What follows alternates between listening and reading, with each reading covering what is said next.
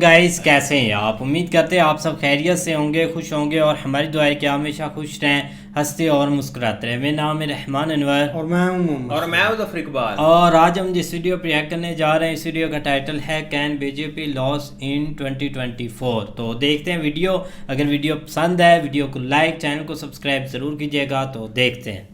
लेकिन आप देखिए कि अगर इंडिया अलायंस जीतती है तो भारत में एक ऐसी सरकार आएगी जो राम मंदिर के बनने के खिलाफ खुद कोर्ट में केस लड़ रही थी। इसलिए मोदी जी अपने हाल के कुछ स्पीचेस में काफी अग्रेसिव भी हुए हैं। बीजेपी की गवर्नमेंट भी काफी फ्री की चीजें ऑफर करती रहती है, तो इसमें कांग्रेस कुछ नया या डिफरेंट ऑफर नहीं कर रही है बीजेपी से। इससे इतने भारी लेवल का ब्रेन ड्रेन हो रहा है। जिसके पास भी जरा सी भी रिसोर्सेज है, जरा से भी अपॉर्चुनिटी है, वो तुरंत बिहार छोड़ के भाग रहा है और या तो इंडिया के दूसरे शहरों में जाके नौकरी कर रहा है या इंडिया के बाहर जाके नौकरी कर रहा है। दूसरी तरफ कुछ लोग ये भी सजेस्ट कर रहे हैं कि ग्राउंड लेवल पे कुछ बीजेपी वर्कर्स हैं कुछ सीट्स पे जो थोड़े ना खुश है पार्टी से, क्योंकि पिछले कुछ महीनों में बहुत सारे ऐसे लीडर्स हैं जो दूसरी पार्टी छोड़ के बीजेपी आए हैं और उनको बीजेपी ऐसी सीट्स दे रही है जो कुछ बीजेपी वर्कर्स के हिसाब से बीजेपी के लीडर्स को मिलनी चाहिए थी। वक्फ बोर्ड की प्रॉपर्टीज पर अप्लाई होगा, जो आर्मी और रेलवेज के बाद थर्ड लार्जेस्ट लैंड ओनर है। अरे ये तो आउट ऑफ सिलेबस सवाल हो गया। क्या ये चर्च के ऊपर अप्लाई होगा, जो देश की सबसे बड़ी प्रॉपर्टी ओनर्स में से एक है? ये तो एक्स्ट्रा आउट ऑफ सिलेबस हो गया। और जब देश विरोधी ताकतों को भारत सरकार ओपनली सम्मानित किया करेगी, इंडिया अलायंस की गवर्नमेंट बनते ही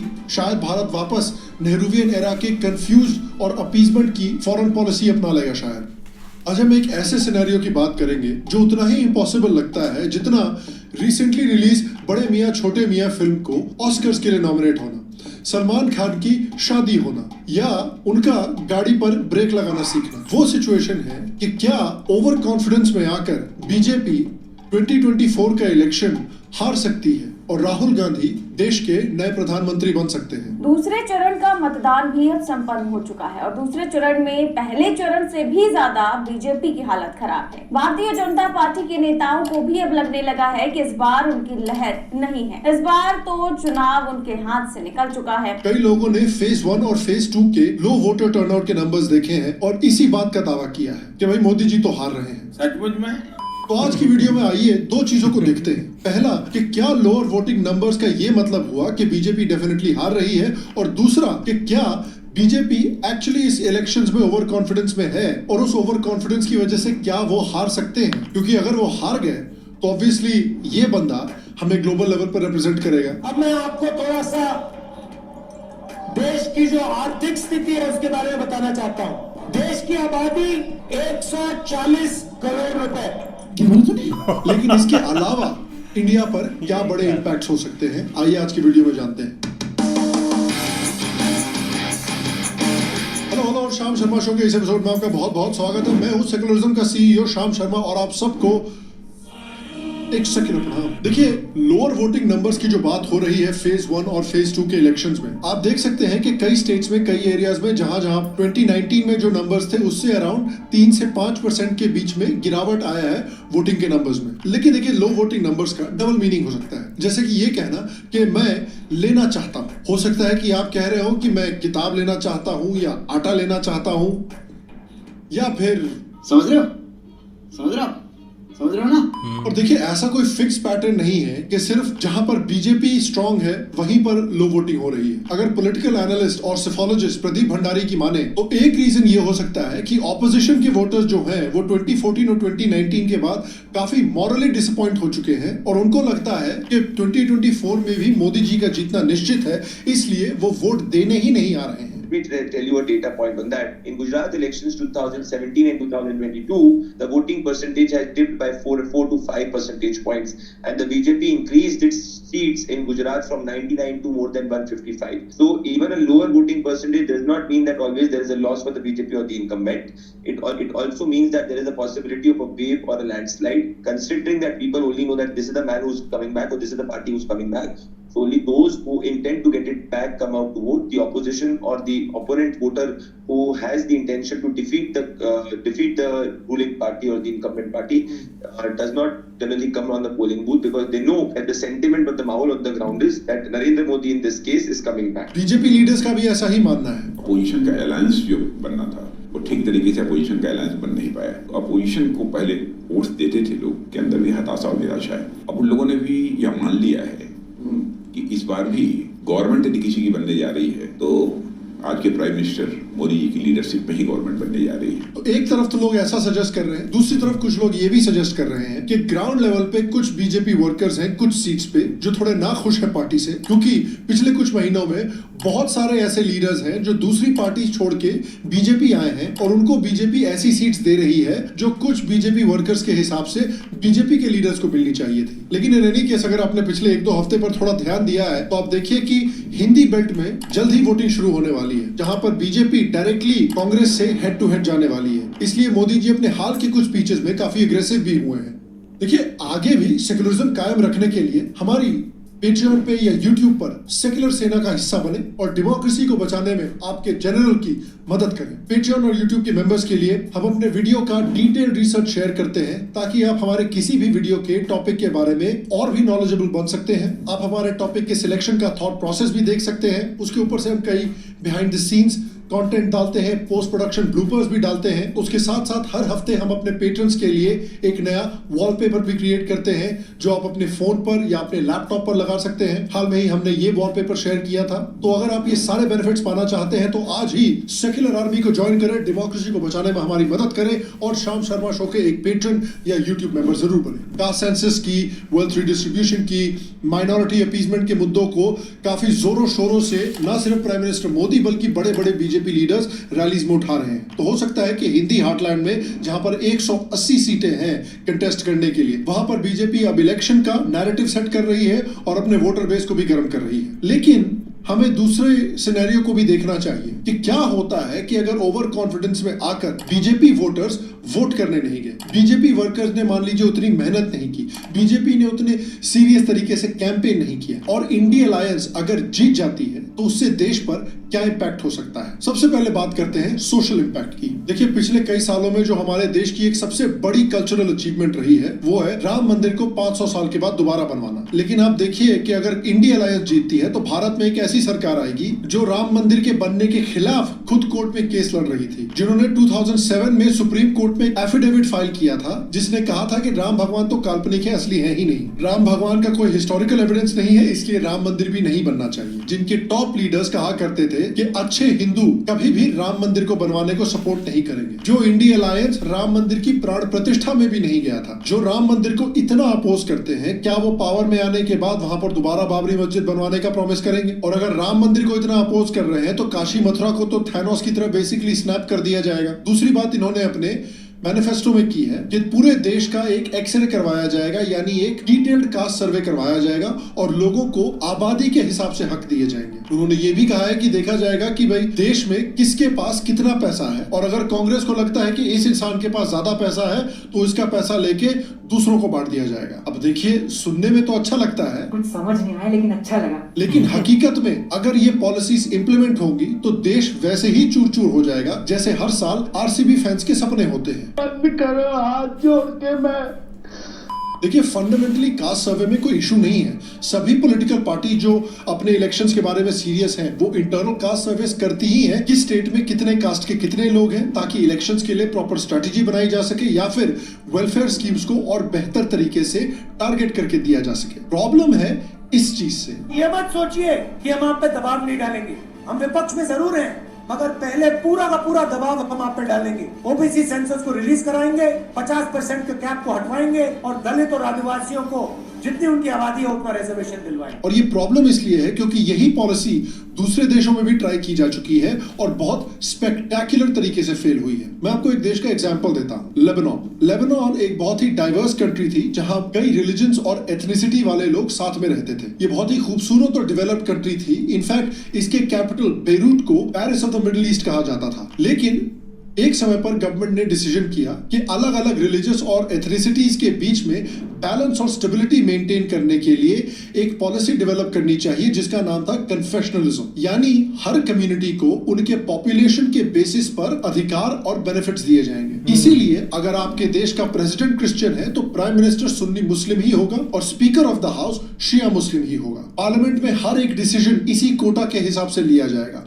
मैरिज, इनहेरिटेंस, हर एक कानून में पॉपुलेशन के हिसाब से बेनिफिट्स या कोटास दिए जाएंगे। और अल्टीमेटली इसका रिजल्ट ये हुआ कि लेबनान में पूरी तरह से पॉलिटिकल और इकोनॉमिक पैरालिसिस आ गया। देश में कोई भी पॉलिसी ही नहीं पास हो पाती थी क्योंकि कोई ना कोई कम्युनिटी वीटो कर देती थी कि भाई ये हमारी कम्युनिटी के लिए बेनिफिशियल नहीं है। इसकी एक और बड़ी प्रॉब्लम ये हुई कि ज्यादा कोटा और ज्यादा बेनिफिट्स पाने के लिए लेबनान में पॉपुलेशन वॉरफेयर शुरू हो गई। लेबनान के सुन्नी मुस्लिम्स पैलेस्टाइन के सुन्नी मुस्लिम्स को अपने देश में इलीगली बसाने लगे ताकि उनकी पॉपुलेशन बढ़े और उनको ज्यादा बेनिफिट्स मिले। इसी तरह से लेबनान के कुछ क्रिश्चियंस भी पैलेस्टीनियन क्रिश्चियंस को अपने देश में बसाने लगे और इवेंचुअली ये पॉपुलेशन वॉरफेयर एक्चुअल वॉरफेयर में तब्दील हो गया क्योंकि लेबनान में 1975 और 1990 के बीच ऑलमोस्ट 20 साल तक एक सिविल वॉर चली, जिस वजह से बेसिकली आज लेबनान की हालत खस्ता है।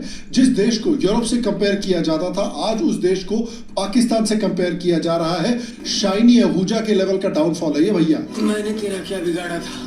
इसका एक और रिजल्ट ये हुआ है कि लेबनान की जो क्रिश्चियन पॉपुलेशन है वो ऑलमोस्ट 60% से आज 30% के भी नीचे आ गई है सिर्फ 40 सालों में। ये है राहुल गांधी जी की जितनी आबादी उतना हक का एंड गेम। इंडिया में भी यही हालत हो जाएगी। इंडिया में भी परमानेंटली एक कास्ट और रिलीजियस पॉपुलेशन वॉर शुरू हो जाएगा। रिलीजियस कन्वर्जन्स भी तेजी से होने लगेंगे क्योंकि भारत की जो मुस्लिम पार्टीज हैं, मुस्लिम लीडर्स हैं, मुस्लिम ऑर्गेनाइजेशंस हैं, वो म्यांमार, बांग्लादेश, श्रीलंका से इलीगल इमिग्रेशन को और भी प्रमोट करेंगे ताकि इंडिया की मुस्लिम पॉपुलेशन और बढ़े, जिससे उनको और अधिकार और रिजर्वेशंस और बेनिफिट्स मिले। इंडिया की पूरी डेमोग्राफी को चेंज करने का इंसेंटिव दे रही है कांग्रेस की गवर्नमेंट आज। Market dynamics, innovation, hard work, merit, ये सब पूरी तरीके से खत्म हो जाएगा। साथ ही जो जेन्युइन माइक्रो माइनॉरिटीज हैं जैसे कि जैन, जूज, बुद्धिस्ट, पारसीज, सिख, उनके अधिकार तो खैर भूल ही जाइए। और देखिए इस कास्ट सर्वे के प्रॉमिस के बारे में फनी बात यह है कि ये प्रॉमिस पता नहीं है इलेक्शन के बाद पूरा करेंगे भी कि नहीं, क्योंकि 2015 में कर्नाटका में कांग्रेस ने 170 करोड़ रुपए खर्च करके एक कास्ट सर्वे करवाया भी था। लेकिन 2023 में कर्नाटका में सरकार बनाने के बावजूद कांग्रेस ने इस कास्ट सर्वे के डेटा को रिलीज नहीं किया क्योंकि उनको डर था कि कहीं लिंगायत और वोक्कलिगा कम्युनिटी नाराज ना हो जाए। ये दोनों कम्युनिटीज की काफी बड़ी पॉपुलेशन है कर्नाटका में और इन दोनों कम्युनिटी से कर्नाटका का वोटर बेस भी आता है। 2018 में लेकिन कांग्रेस की जो कास्ट सर्वे की रिपोर्ट थी वो लीक हो गई थी, जिसमें पता चला था कि लिंगायत का पॉपुलेशन रेशियो सिर्फ 14% है जबकि वो 17% माना जाता था और वोक्कलिगस का 11% है जबकि वो ऑलमोस्ट 15% माना जाता था। तो अगर जितनी आबादी उतनी हक की बात कर रहे हैं तो इन दोनों कम्युनिटीज का हक तो गिर जाएगा ना। और कांग्रेस इनको नाराज नहीं करना चाहती इसलिए उन्होंने डेटा रिलीज ही नहीं किया। तो इससे तो यही बात जाहिर हुई ना कि कांग्रेस कास्ट को सिर्फ एक पॉलिटिकल टूल की तरह इस्तेमाल कर रही है। सिर्फ अपने फायदे के लिए ये इस कास्ट सर्वे को सपोर्ट कर रहे हैं। ये उन मेल फेमिनिस्ट की तरह है जो वेस्टर्न देशों में पुसी हैट्स पहन के रैली में पहुंच जाते हैं खाली लड़की पटाने के लिए। इनको फेमिनिज्म में कोई इंटरेस्ट नहीं है। Okay, well, Dave, on behalf of all women, we thank you so much for your support. Maybe you want to hang out sometime? You mean like a date? Congress ने इसके बाद वेल्थ डिस्ट्रीब्यूशन का भी एक बड़ा promise किया है अपने मैनिफेस्टो में। ये पता लगाएंगे कि हिंदुस्तान का धन किसके हाथों में है, कौन से वर्ग के हाथ में है, और इस ऐतिहासिक कदम के बाद हम क्रांतिकारी काम शुरू करेंगे। और ये भी कोई नया कॉन्सेप्ट नहीं है। देखिए ये काफी पुराना कम्युनिस्ट कॉन्सेप्ट है कि अमीरों से पैसा लो और गरीबों में बांट दो। लेकिन इंटरनेशनल मॉनेटरी फंड ने भी इस पॉलिसी को एक डेंजरस पॉलिसी बताया है क्योंकि जिन लोगों ने अपनी मेहनत से पैसा कमाया है उनके पैसे अगर आप छीन के दूसरों को बांट दोगे तो उनका इंसेंटिव खत्म हो जाएगा कि भाई मेहनत क्यों करें, पैसा क्यों कमाएं। और जिनको आप पैसे दे रहे हो फ्री में बिना किसी कारण के, उनका भी इंसेंटिव खत्म हो जाएगा कि भाई हम पैसे कमाने के लिए मेहनत क्यों करें। According to economist David Wittenberg, societies में थोड़ी सी अगर इनकम इनइक्वालिटी हो तो उसमें कोई प्रॉब्लम नहीं है, प्रोवाइडेड कि जिनके पास कम पैसा है उनके पास फेयर तरीके से संसाधन हो कि वो मेहनत करके अपनी इनकम को इंक्रीज कर सकें। क्योंकि अगर हम सिर्फ इनइक्वालिटी को गलत बोलने लगेंगे तब तो फिर मैं भी यूट्यूब के ओनर के घर के सामने जाके छाती पीटने लगूं कि देखिए कैरी मिनाटी, टेक्निकल गुरुजी और ध्रुव राठी के मेरे से ज्यादा सब्सक्राइबर क्यों हैं, प्लीज उनके सब्सक्राइबर आधे निकाल के मुझे दीजिए, बहुत इनइक्वालिटी हो रही है यूट्यूब पर। अरे भैया इन लोगों ने मेहनत करके ये सब्सक्राइबर्स कमाए हैं, किस मुंह से आप उनके सब्सक्राइबर्स मान लोगे। देखिए इस तरह की पॉलिसीज को भी सोवियत यूनियन जैसे देशों में इस्तेमाल किया गया था जब उन्होंने प्राइवेट प्रॉपर्टीज को नेशनलाइज कर दिया, इंडस्ट्रीज को स्टेट के कंट्रोल में ले आए। लेकिन बहुत ही जल्द देश में वाइड स्प्रेड इनएफिशिएंसीज हो गई, रिसोर्स शॉर्टेजेस हो गई, इकोनॉमिक स्टैग्नेशन हो गई, रीडिस्ट्रीब्यूशन की वजह से इनोवेशन बंद हो गई इकोनॉमी में। As a result consumer goods बहुत स्कैर्स हो गए, स्टैंडर्ड ऑफ लिविंग जो है वो बहुत रैपिडली डिक्लाइन करने लगी और 1991 में ये देश सोवियत यूनियन पूरी तरह से कोलैप्स होकर अलग अलग देशों में पट गया। एक और वेल्थ रिडिस्ट्रीब्यूशन का एग्जांपल है जिम्बाब्वे। जिम्बाब्वे में एक माइनॉरिटी व्हाइट पॉपुलेशन थी जिनके पास मेजॉरिटी जमीन पर कब्जा था। उसके बाद रॉबर्ट मुगाबे प्रेसिडेंट बन के आते हैं और उन्होंने कहा कि भाई रादर देन थोड़ी मेहनत करके हमारी जो ब्लैक पॉपुलेशन है उनकी स्किल डेवलपमेंट की जाए, उनकी एजुकेशन पर फोकस किया जाए, उनकी ट्रेनिंग पर फोकस किया जाए ताकि उनके पास भी ये संसाधन आए कि वो भी अपनी इनकम्स को ग्रो कर सके। उन्होंने सीधे कहा कि भैया ये लो गोरों की जमीन लेके सारे जिम्बाब्वे में बांट दो। लेकिन क्योंकि जिन लोगों को जमीन दी गई उनको स्किल डेवलपमेंट प्रोवाइड नहीं की गई, उनके पास वो टेक्निकल नॉलेज नहीं थी कि लार्ज स्केल एग्रीकल्चरल प्रोडक्शन कैसे किया जाता है, तो देश की पूरी एग्रीकल्चरल प्रोडक्टिविटी कोलैप्स कर गई। जिम्बाब्वे जो एक समय पर अफ्रीका का ब्रेड बोल माना जाता था उसके पास खाना ही खत्म हो गया और आज जिम्बाब्वे की इकोनॉमी पूरी तरह से कोलैप्स कर चुकी है और इसे अफ्रीका का पाकिस्तान माना जाता है। वेल्थ रिडिस्ट्रीब्यूशन की सबसे बड़ी प्रॉब्लम यह है कि ये एक लेजी सोल्यूशन है। आप बस लोगों को पैसे दे दे रहे हैं, उनकी कोई भी स्किल डेवलपमेंट या उनको कोई ऐसे लॉन्ग टर्म स्किल्स नहीं प्रोवाइड किए जा रहे या लॉन्ग टर्म रिसोर्सेज नहीं प्रोवाइड किए जा रहे जिससे वो खुद अपने पैरों पर खड़े हो सके। लेकिन ये सब काम करने में मेहनत लगेगी ना, बेस्ट है दूसरे की कमाई छीन कर इनको बांट दो। और कांग्रेस ऑलरेडी बोल चुकी है कि भाई देश के रिसोर्सेज पर पहला हक किसका है।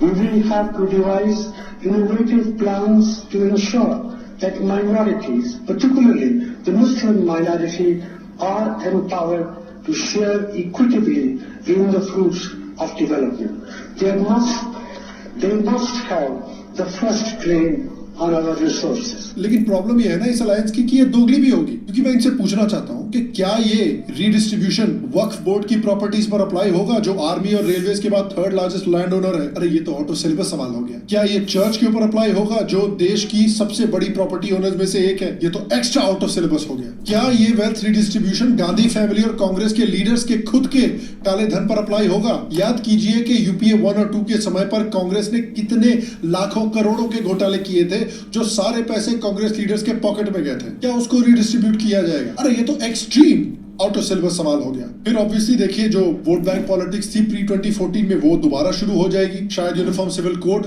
कभी भी नहीं आएगा देश में। अलग अलग कम्युनिटीज के पर्सनल लॉस को और भी तगड़ा बना दिया जाएगा। ट्रिपल तलाक को शायद वापस ले आया जाएगा। इनफैक्ट कांग्रेस ने तो ये प्रॉमिस भी किया था। लोगों से वादा करती हूँ कि कांग्रेस की सरकार आएगी और हम इस ट्रिपल तलाक कानून को खारिज करेंगे। वोट बैंक पॉलिटिक्स की वजह से शायद इलीगल इमिग्रेशन को और भी बढ़ावा दिया जाएगा ताकि एक तरह के वोट बैंक की पॉपुलेशन और बढ़े। एंटी हिंदू प्रोपेगेंडा दोबारा फिर से फैलने लगेगा देश में। याद कीजिए किस तरह से कांग्रेस से जुड़े हुए लीडर्स ने 26/11 के लिए आरएसएस को और हिंदुओं को ब्लेम करने की कोशिश की थी। लोग जहां इस रक्तपात के पीछे पाकिस्तान का हाथ बता रहे थे और वहीं भारत के अंदर कुछ ऐसे पत्रकार और नेता भी थे जो 26/11 के हमले में संघ की भूमिका का आरोप लगा रहे थे और इस तरह के आरोप लगाकर एक थ्योरी स्थापित किए जाने की कोशिश थी जिसमें पाकिस्तान को तो बचाया जा सके लेकिन 26/11 के रक्तपात का दोष आरएसएस पर मंडा जाए। और उस दौरान आरएसएस पर लगे आरोपों को सही साबित करने के लिए एक किताब लिखी जिसका नाम था 26/11 आरएसएस की साजिश।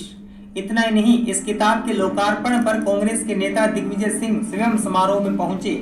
एक बार नहीं बल्कि 2 बार। वापस यही दौर आ जाएगा जब देश विरोधी ताकतों को भारत सरकार ओपनली सम्मानित किया करेगी। हिंदुत्व जो कास्ट और लैंग्वेज के बैरियर्स को तोड़कर सभी हिंदुओं को एकजुट कर रहा है, इस समय उसे कांग्रेस, सपा, आरजेडी, डीएमके जैसी पार्टीज की कास्ट पॉलिटिक्स दोबारा दबा देंगे। फिर देखते हैं डिप्लोमेटिक और नेशनल सिक्योरिटी पर क्या इम्पैक्ट होगा। देखिए आज मोदी गवर्नमेंट के अंदर जो भारत है और भारत की जो फॉरेन पॉलिसी है वो बहुत ही प्रैग्मेटिक और बहुत ही श्रूड है। एक तरफ भारत यूएसए और ईयू का स्ट्रेटेजिक पार्टनर है, दूसरी तरफ रशिया से भी बहुत बढ़िया संबंध बनाए हुए हैं। एक तरफ इजराइल और इंडिया की मिलिट्री पार्टनरशिप और भी मजबूत हो रही है और दूसरी तरफ अरब मुस्लिम देशों के साथ भी स्ट्रॉन्ग कल्चरल और ट्रेड रिलेशनशिप डेवलप की जा रही है। एक तरफ इंडिया G7 में रेगुलरली इनवाइट किया जाता है, वहीं दूसरी तरफ वैक्सीन मैत्री और डिप्लोमेसी के साथ ग्लोबल साउथ यानी दुनिया की सभी डेवलपिंग कंट्रीज का डिफैक्टो लीडर भी बन गया है। India is investing in humanity. When India is successful, they give you the tools also to be successful. India itself, as a developing country, extends the hand of friendship to us is something that we are eternally grateful for. That India deserves to have a permanent seat on the United Nations Security Council. I must accentuate India as a legitimate partner and in fact a partner that has exported models of development that would show countries how to chart the true and real development of the various regions, is rising rapidly, and nothing can stop India right now. But India is also taking us along. लेकिन आप सोचिए कि India alliance की government बनते ही शायद भारत वापस Nehruvian era के confused और अपीजमेंट की फॉरेन पॉलिसी अपना लेगा। शायद इंडिया अलायंस के मेंबर्स ने तो अपने मैनिफेस्टो में साफ कहा है कि वो इजराइल से सारे रिलेशनशिप खत्म करेंगे और उन्हें पूरी तरह से आइसोलेट करेंगे। इंडिया अलायंस के मेंबर्स ने कहा है कि स्पेस और पोलर रीजन्स को पूरी तरह से नॉन मिलिटराइज किया जाएगा, सारी मिलिट्री बेसेस को डिसमेंटल कर देना चाहिए। इंडिया अलायंस के मेंबर्स तो हमारे सारे न्यूक्लियर वेपन्स को खत्म कर देना चाहते हैं। इतने पे क्यों रुके यार? मैनिफेस्टो में ये भी लिख देते कि भारतीय आर्मी के जितने भी जवान हैं वो बॉर्डर पे पैंट उतार के उल्टा घूम के खड़े हो जाएंगे। इंडिया अलायंस शायद पाकिस्तानियों से भी रिश्ते सुधारने की कोशिश करेगी। अपीसमेंट के चक्कर में शायद आर्टिकल 370 को भी वापस कश्मीर पर लगा दिया जाए, सीए पर रोक लगा दी जाएगी अपीसमेंट के नाम पर। अभी इंडिया ने पाकिस्तान को बहुत अच्छी तरह से दुनिया में आइसोलेट करके रखा हुआ है। पाकिस्तान पर इस समय पर भारी इकोनॉमिक प्रेशर है, देश के अंदर पॉलिटिकल इंस्टेबिलिटी है और तालिबान ने इनको डाबर का तेल लगा के 6 फुट का बंबू ऐसा किया हुआ है कि इनको हगने के लिए भी तालिबान से परमिशन लेनी पड़ती है। और देखिए हालात ऐसे ही चलते रहे तो धीरे धीरे इतना प्रेशर बनेगा इस देश पर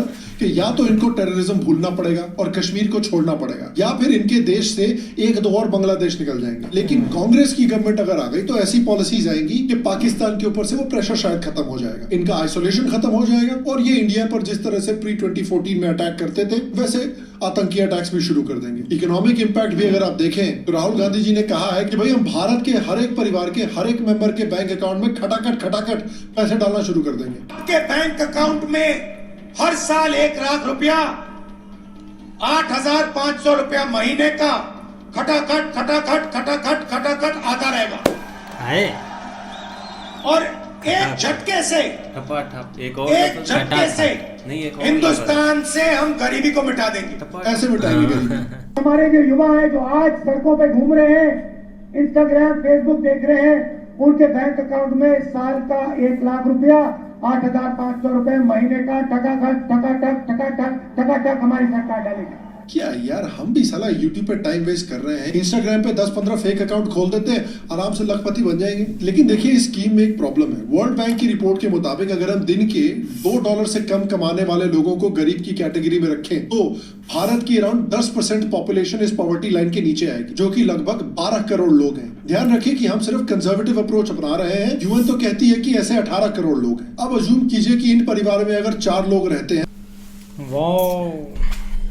बिल्कुल यार, क्योंकि पहले एक हट के चीज़ें होती थी। पहले ये सुनते थे कि एक काफ़ी ज़्यादा ना इंडिया पर प्रेशर होगा या कोई एक हमले होंगे या ये ऐसे न्यूज़ सुनने को मिलती थी। लेकिन जब से इलेक्शन का सीन शुरू हुआ है ना तब से एक बिल्कुल एक जिसको भी यूट्यूबर को देखे ना कि जो एक इलेक्शन पर वीडियो बना रहा है तो वो यही बोल रहा है कि मतलब अगर कांग्रेस की सरकार आती है तो जितनी भी चीज़ें हैं ना, जैसा कि राम मंदिर बना है, जैसे डेवलपमेंट हो रही है, जैसे रिलेशन एक बढ़ रहे हैं, वो बिल्कुल एक उल्टे पड़ जाएंगे इंडिया को। वैसे कि जैसे एक इंडिया बिल्कुल ना एक ख़त्म होने की कंगार पर आ जाएगा। ऐसी हमें एक न्यूज़ सुनने को मतलब मिल रही है। जैसे सर ने भी यही मतलब बताया ना कि कांग्रेस आती है तो काफ़ी हमले होंगे, राम मंदिर पर प्रेशर ये हटाने की ऐसा कुछ भी नहीं होगा। ये पता नहीं क्यों ना एक जो एक इतना भाई बड़ा मुल्क है और एक बंदा तो एक पुलिस ही बना नहीं सकता। ये एक बंदा पुलिस ही बनाएगा और उसके तहत हर चीज़ चलेगी।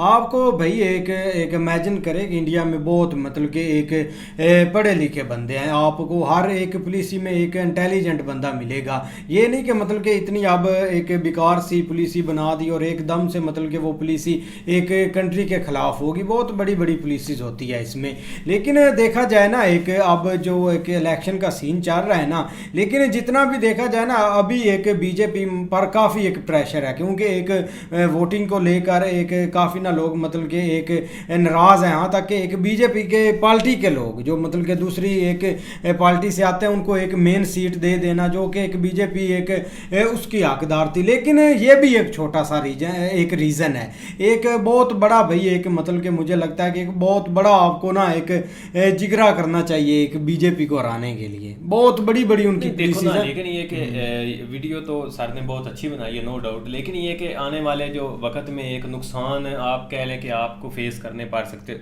लेकिन उसका अभी तक देखा जाए ना भाई, रियलिटी के साथ कोई तलग नहीं होता। कोई भी एक पार्टी है ना, कोई भी एक पॉलिटिकल पार्टी है, उसकी कोशिश होती है कि वो नज़दीकी सारे एक जो है ना वो कुछ चीज़ें ऐसी कहे कि जो मतलब ज़ाहिर बात है कि वोट हासिल करने के लिए, लेकिन जब एक प्रैक्टिकल एक वो इन्वॉल्वमेंट होती है ना तो उस वक्त एक पिक्चर बिल्कुल चेंज हो जाती है। क्योंकि इंटरनली जब अदारों के अंदर आके बैठना, अपनी पुलिस देखने के उसके ऊपर हम जो पुलिस अपनाएंगे उसके रिजल्ट क्या होंगे, जो कि ऑलरेडी एक पॉजिटिव रिजल्ट निकल रहे हैं, उसको आप नेगेटिव वे तो कभी भी नहीं कोई लेके जाएगा। लिहाजा उनकी भी कोशिश होती है कि एक जहाँ पे एक स्पीड 10% है, एक 10 की स्पीड है, उसको हम जो है ना वो कोशिश करें एक 20 की स्पीड के साथ आगे उसी मंसूबे को या उससे रेलिवेंट कुछ करके जो है ना वो आगे लेके जाएं, ताकि वो तख्ती उतर जाए और हमारी तख्ती जो है ना वो कैरी हो जाए। तो ये यार किसी की एक कोशिश होती है, लेकिन अभी के लिए एक मुझे नहीं लगता कोई इस तरह का सीन है कि कोई एक कांग्रेस की हुकूमत जिस तरह सर बता रहे हैं कि आ जाएगी। क्योंकि जो हम पिछले दिनों से या जो एक ऑब्जर्व कर रहे हैं वो तो यही है कि हमें तो 400 पार वाला जो है ना वो एक सीन नज़र आ रहा है, जो एक हम मीडिया से देखते हैं या जो एक यूट्यूब के जो एक वीडियोस वगैरह या जो लोगों के एनालिसिस है वो तो यही बता रहे हैं कि 400+ सीटें बीजेपी को मिलेंगी। लेकिन ये कि ये जो एक सर ने कहा है ना, सर थोड़ी सी वीडियो इससे तो लग रहा है कि एक बीजेपी एक हारने की साइड के ऊपर जा रही है, या ये अब उसको ये नहीं एक हारने वाला, लेकिन मुझे नहीं लगता इस तरह का कोई सीन होगा। क्योंकि यार आप अभी दो जो मतलब एक दो रिजल्ट या दो फेज हुए हैं, उसके ऊपर आप पूरे एक इलेक्शन को नहीं एक कंपेयर कर सकते। जिस तरह उन्होंने बताया भी है कि अभी तक लोगों का यही ज़हन बना हुआ है कि भाई बीजेपी और जो है ना वो इस दफ़ा नहीं हारेगी, तो लोग जो है ना वो ज़ाहिर बात है थोड़ा वोटिंग के ऊपर थोड़ा कम इंटरेस्ट यो करते हैं कि भाई जीत तो उन्होंने जाना ही है। तो ये चीज़ भी हो सकती है, जो मतलब एक टर्नओवर जो वोट टर्नओवर कम हो जाता है। लेकिन अभी के लिए कोई रिजल्ट आप नहीं अपने ज़हन में रख सकते कि क्या हो सकता है, क्योंकि ये तो फाइनल डे पे पता लगेगा कि कौन किस साइड के ऊपर है। लेकिन भाई गवर्नमेंट की पॉलिसी, कोई भी गवर्नमेंट है ना उसकी पॉलिसी हमेशा बेहतरी की तरफ ही होती है। ये एकदम कोई नहीं हो जाता कि वो चीज़ें बड़े लेवल पे चल रही हैं उनको ठप करके एक जो है ना वो एक अपोजिट चलने लग जाए। ये वहाँ पे भाई डेमोक्रेसी है, वहाँ पे लोग पढ़े लिखे हैं, वो एक धूड़ पट देंगे हर चीज़, वो कौन सा हमारे तरह है नहीं, बाकी इसमें कोई शक नहीं। लेकिन है कि आप बीजेपी के एक पॉलिसीज पर आए ना, जो मतलब कि एक पीछे एक सालों में काम हुए हैं। अब आर्टिकल 370 एक आप कभी भी नहीं कोई सोच सकता था कैसा होगा। वो 3 तलाक वाला और भी मतलब कि काफ़ी जो एक बड़े बड़े स्टेप एक मुझे लगता है कि एक गवर्नमेंट ना एक ले पाती, तो वो उन्होंने भाई एक कर दिखाए हैं। और एक मतलब कि आगे भी उनका यही है कि लक्ष्य है कि हम काफ़ी एक स्ट्रॉन्ग पॉलिसीज बनाए जिससे एक कंट्री को ही फ़ायदा हो। बिल्कुल, तो उम्मीद करते हैं आपको वीडियो पसंद आएगी। अगर पसंद आए वीडियो को लाइक ज़रूर कीजिएगा। मिलते हैं नई वीडियो के साथ, तब तक के लिए गुड बाय, टेक केयर।